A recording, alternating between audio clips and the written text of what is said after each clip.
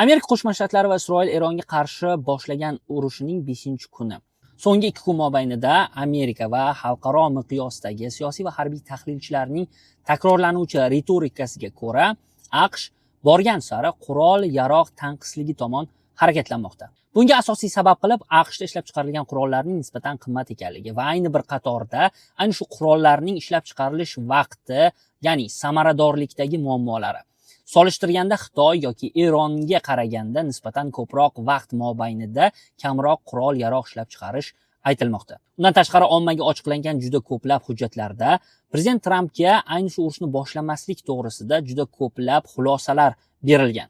Shu asosda prezident Tramp va uning administratsiyasi bu urushni imkoni boricha qisqa muddatga mo'ljallagan ekanligi va ayni shu sababga ko'ra mintaqaga olib borilgan qurol-yarog'lar shu muddatga, ya'ni Trampning o'zining tili bilan aytganda 3-4 haftaga yetishi ta'kidlanmoqda. Ayni shu Yaqin Sharqda yangi boshlangan urush va Amerika Qo'shma Shtatlarining mintaqaga olib borgan qurollari orasida tanqislik yuzaga kelayotganligi hisobidan Amerika Qo'shma Shtatlari administratsiyasi va xususan Donald Tramp qo'shimcha qurollarni Yaponiya va Koreya mudofaasi uchun yuborilgan zaxiralar hisobidan to'ldirishni ko'rib chiqayotganligi aytiladi. Juda ko'p tahlilchilarning fikrlariga ko'ra, AQShda kuzatilayotgan qurol-yarog' tanqisligining Yaponiya va Janubiy Koreya mudofaa zaxiralaridan foydalangan holda to'ldirilishi uzoq muddatlik strategik sheriklik asoslariga putur yetkazadi va Yaponiya va Janubiy Koreyaning yaqin kelajakda boshqa turdagi mudofaa tizimlari va boshqa davlatlarga